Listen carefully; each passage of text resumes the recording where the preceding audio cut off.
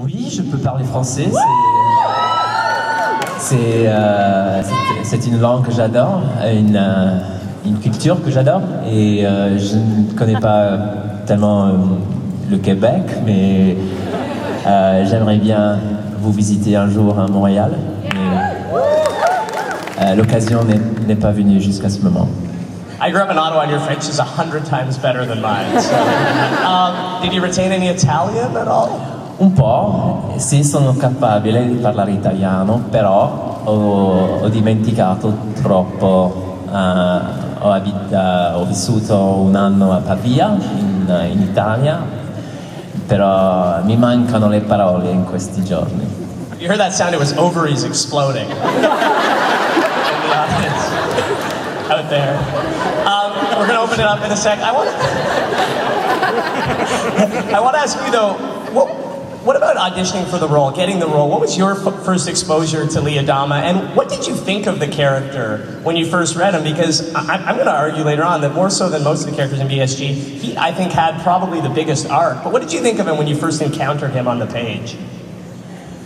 Well, I was looking for this character called Apollo when I first opened the script, and Ron doesn't call them that, and it was a very clever sleight of hand to have that call sign thing take over the name from the original series. So I couldn't find the character first of all, and this Lee guy I started reading, going, is this the guy I meant to be for? I don't know. But when I read it, what did I think?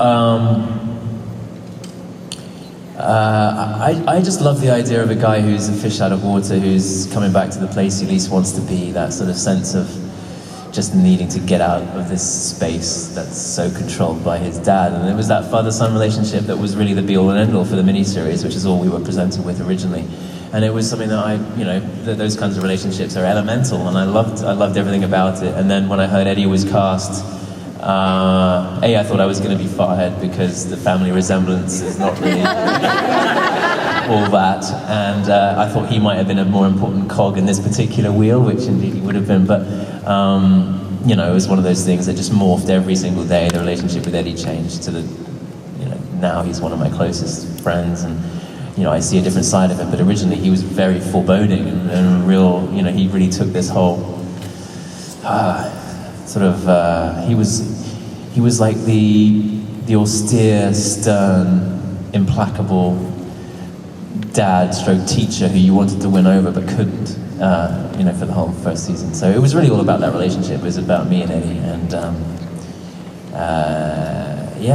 the script spoke for itself. Ron's mission statement, which was a 2-page manifesto before the script even started, was so balls out and crazy that I thought this project isn't as goofy as maybe it could be. So it kept me in there, and luckily 6 auditions later I was lucky enough to get the job.